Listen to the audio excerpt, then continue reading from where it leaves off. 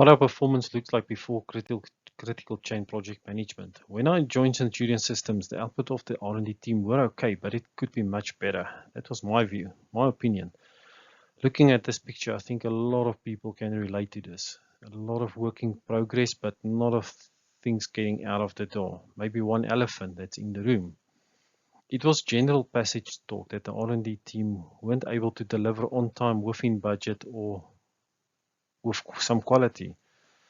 As I was new to the business, I could ask these difficult questions. Because of the fact that I know what it takes to deliver a project or products on time, being just been bought out by Centurion Systems with 2 MyGSM products developed in 9 months. It has to be stated that this critical chain project management is not easy. If it was easy, everybody would have been doing it. Very important. One has to understand the why, and the rest will just follow. What our performance looked like before critical chain project management. I think these points that I will discuss is what you will find in any company generally, but you don't realize it. First of all, I couldn't find any formal project priority list. R&D would generally be able to get out about 2 to 4 projects a year, and that was acceptable for them. But I know that there's much more to this. There's more that can be done. Looking at the team, there was a lot of work in progress, as the previous image, a lot of stuff on the desks. And when I asked them, but why do you work on so many tasks and projects? And the general answer would be that I'm helping everybody. I'm helping this department, I'm helping that department. Every project I'm doing a little, but they don't realize it's actually not to the better for the throughput of the project. The resources was obviously they're not focused, but they didn't realize it.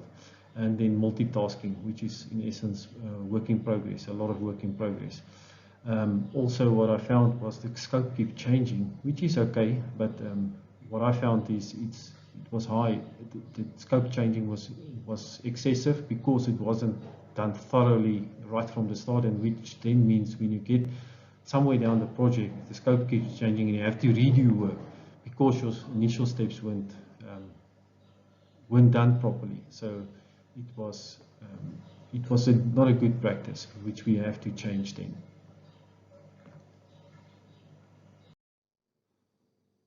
Gaining control over our pipeline. What is a pipeline? Pipeline for me is self-explanatory. It's lining up a sequence or a number of projects in a single line to make sure that the most important one is in the front and the least important towards the back. Not to say least important, but for the company to get it out. In our case, I made use of an external consultant to assist us with this process. We played a few games, and there is quite a few games that is available to assist a project manager or a company to do this transition to CCPM. One of our biggest hurdles was the single priority list for the company. Our directors had to sit and really think about it, which project is the most important for the business, strategically, long-term, short-term, to ensure that we really do pick the correct number one project. In the beginning, when I received the first list, I think there was 5 number ones. We had to explain to them we can only have one, as we now normally count a 1, a 2, a 3, a 4, 5. We can't have 5 number ones because of the principles that critical chain works on. That if a task lands on your desk, that you know I need to first take the higher priority task in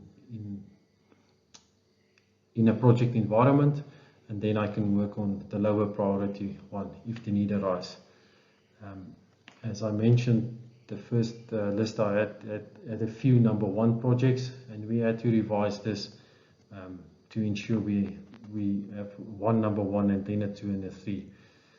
We also then instituted a bi-weekly meeting with our directors to give them the opportunity to review this list and change it if the need arises. Focusing the team. We had daily red task meetings, which was a maximum of 10 minutes long. The idea of a red task meeting is to ensure that everybody is in synchronization with what is the most important things to do for today, to ensure that we get flow throughout all of the projects within the company. Everybody from each department was involved to offer help where it can be. And what was hard was to explain that this is not a finger pointing exercise. We are here to help each other. And to ensure, as I said, project flow between departments as well, so that the handover is much smoother. You expect work to come your way, you can prep, so that when you get to do the job, you are much quicker and you are prepared to run with whatever is handed to you.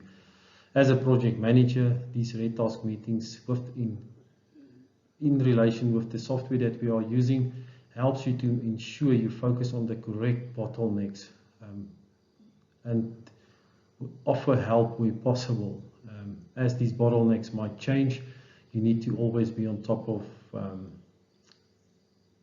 each of the projects and to ensure the bottlenecks are where expected, or if it's not where it's expected, to focus on it and get it cleared as soon as possible.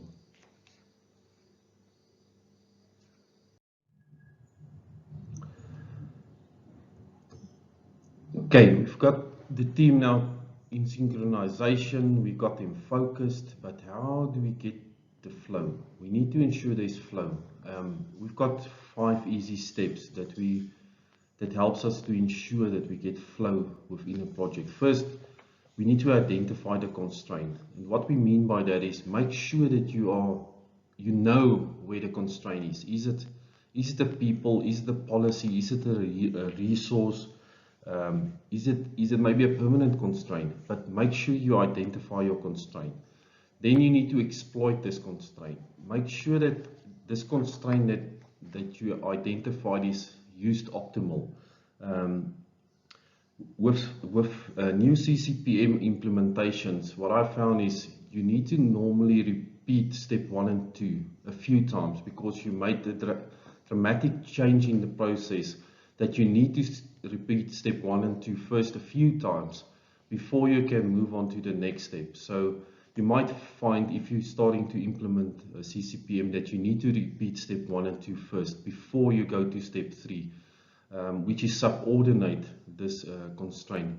And what we mean by subordinate is make sure that everybody else supplying this guy or feeding this line on the production, this process on the production line, subordinates to it. Don't produce too much. Don't let too much job stacks heap up in front of this person. Just work to the pace of this bottleneck that you've got before you do anything else. Just subordinate to it. Then, if you are 100% sure that you've done step 1, 2, and 3, but you need to be very sure, because normally what you tend to do in an environment is you jump to step 4 to just go and buy extra machines, go and hire more people, but make very sure that you are following the rules, that you identify the constraint, exploit it, then subordinate, and only then you elevate. And once you've done all of that, you just repeat the process and you keep going at it to get better with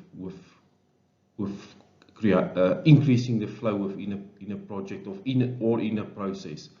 You can use this in a project, in a production environment, in an admin process, but anywhere you can increase the flow where you would need to be. I will move now over to what our performance looked like with using critical chain project management.